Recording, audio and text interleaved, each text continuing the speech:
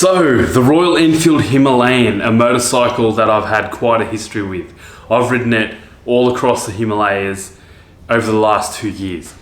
Thousands of kilometers I have clocked on that motorbike.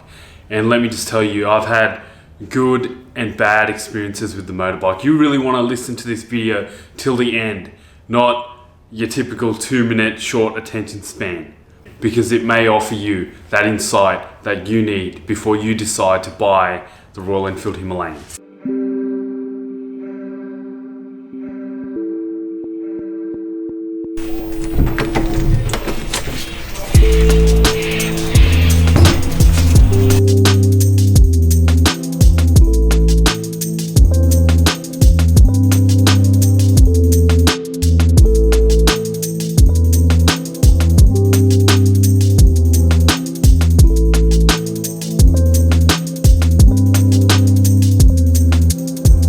.411cc engine. That's quite an interesting number, isn't it? It doesn't really make sense to me, but somehow it works on the Royal Enfield Himalayan. It's got your standard 21-inch front tyre, 17-inch on the rear, because I mean that's what all adventure bikes have nowadays. The standard tyres come with a mixture of off-road and on-road capabilities. So 70% on-road, 30% off-road, and that's what it's meant for. So let's go through firstly the things that I really like about the Royal Enfield Himalayan. So I was involved in getting the first Royal Enfield Himalayans in Ladakh, which is a very touristy area in the Indian Himalayas. And basically my involvement was that I went all the way to Srinagar, which is a town 12 hours away, to buy these new motorbikes with my friend and business owner. He runs a travel company, and we rode those motorcycles all the way from Srinagar to Leh, and those were actually the first Royal Enfield Himalayans released. Back then it didn't have fuel injection. It used your typical carburetor setup, and this had a lot of issues when it came to altitude. You had to attune the carburetor so that the air to fuel ratio combination could handle higher altitudes, and that's the only way that the Royal Enfield Himalayan would operate at high altitudes, and basically any bike that has the same setup. But the thing I really love about the Royal Enfield Himalayan is it is one comfortable bike to ride. Its comfort is on par with this Kawasaki KLR 650. It's so freaking comfortable that I was able to ride continuously for 12 hours without stopping, no joke, because all you do is you alternate between sitting on the seat and standing on the foot pegs. So when your ass gets sore, you just stand up on the foot pegs, and that's a really unique feature about this bike, especially in India where everyone seems to be riding Royal Enfield Bullets or just all these bikes that don't have that capability of standing up on the foot pegs. That's something that you really need, especially for long distance motorcycle travel. And also even in the Australian market and the United States market, and basically any market where people would want to ride long distances, you need that capability of being able to stand up on the foot pegs so your ass doesn't get sore. When it comes to power, the Royal Enfield Himalayan, it's kind of on the weaker range, like 0 to 100 kilometers an hour or 0 to 60 miles per hour. The acceleration is probably about 7 seconds to get up to 100 kilometers per hour. Like 6 to 7 seconds. It's not that great, but it's not too bad either. I mean, the bike is not meant to be a fast bike. It's got a lot of torque at the lower ranges, so it's got the capability of climbing up mountains as I've done in the past. Whoa, fuck.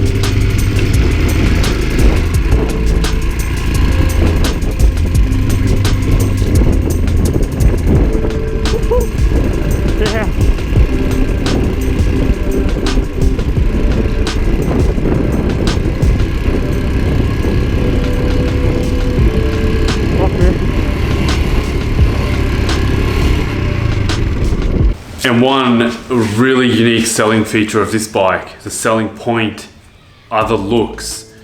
I gotta say, the first time I ever saw this bike, it's just got this rugged appearance, and basically there's no other bike that looks like it. It's just a very unique looking bike. I really love the design. That's just what attracted me to the bike in the first place. So the only issues I've ever had with the bike was when I was heading from Leh to Pangong Lake, which is about a 150 kilometer journey.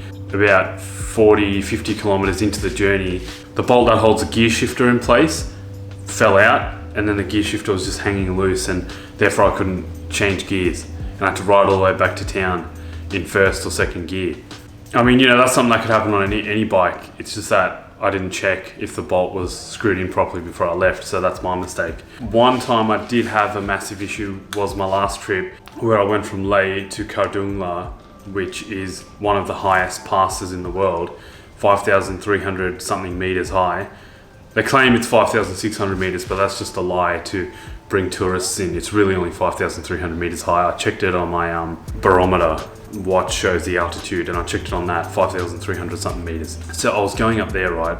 It was snowing, man, the road was covered in snow. I'm not saying it was an easy time for the Royal Enfield Himalayan. I really pushed that bike to its limits.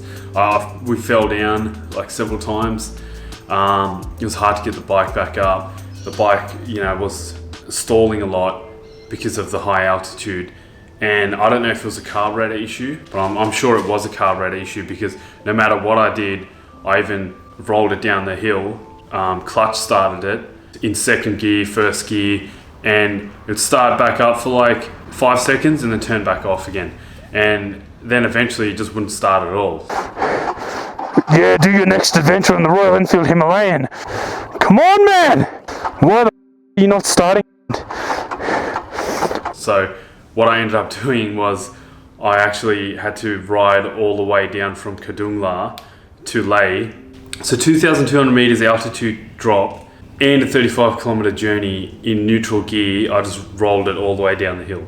And I mean, that was a pretty fun experience, but it was also quite frustrating because, I mean, you shouldn't have those kind of issues when you need the bike to perform the most. Like when you're in trouble, you're at the top of a freaking high mountain pass. It's freezing cold. It was minus 25 degrees. Minus 25 degrees that day. And I needed that bike to perform, but it failed me. But once again, that was the carburetor issue. So now the Royal Enfield Himalayan has got an updated version, the BS4 model. And basically it's a fuel injected model, about time. And there are a lot of improvements, and I'm sure, as I said in my last review, which was done well over a year and a half ago, I said, don't preeminently judge the Royal Enfield Himalayan because it's a new product in the market, and if you're going to judge it before it gets the time to improve and advance, then you're one ignorant mofo, because guess what? They've now updated it. It's a fuel injected model. The issue with the carburetor has been resolved, and if you know anything about fuel injection, it's much superior. And you know what? I don't hear any issues with this bike, do you? Lately? No, you don't. And the reason is because they did improve it. They did live up to your expectations and their promises. In summary, the Royal Enfield Himalayan, great suspension, just soft, buttery suspension that can handle all the bumps. It's a solid bike. It's got a decent acceleration, decent enough, decent top speed, about 130, 140 kilometers per hour. I mean, why do you need to go faster than that anyway? It's a great, comfortable motorcycle. It looks great. It handles around the corners great, even on road. And off-road, it just dominates. So when they say the Royal Enfield Himalayan, built for all roads and built for no roads, I agree with that, because that's exactly what I did with it. I went on all roads and I went off the road as well, and I had no issues with it whatsoever. You can check from all my epic footage that beats like any footage that anyone has ever captured in India. Like, I just fucking dominate all you fucking weak mate. I just dominate you all. Your footage is fucking nothing. I'm the best filmmaker in existence. Look at me, I'm holding a fucking lens, alright? I'm holding a lens. I'm holding a lens to signify that I'm a filmmaker and that I'm a freaking good filmmaker, alright? I'll beat you all. No one gets better footage than me. No one. Well, anyway, I'm just mucking around. So basically, the Royal Enfield Himalayan, I would rate it 8 out of 10. 8 out of 10 in the motorcycling world, which is quite a high rating. The Royal Enfield Himalayan's main competitors at the moment stand as the BMW G310 GS and the Kawasaki Versys 300X, which got released last year in Australia.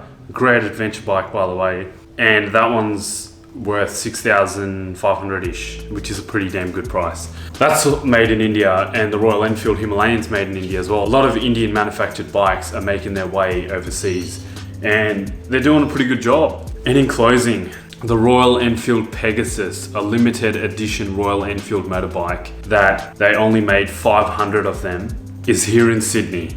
And I'm actually going to go check it out at the end of this month at the Royal Enfield Sydney showroom. So make sure you guys hit that subscribe button and make sure you check out my future videos, because there's going to be plenty more reviews, and there's going to be the Royal Enfield Pegasus, which I'm sure not many people have gotten their hands on. So until next time, catch you later.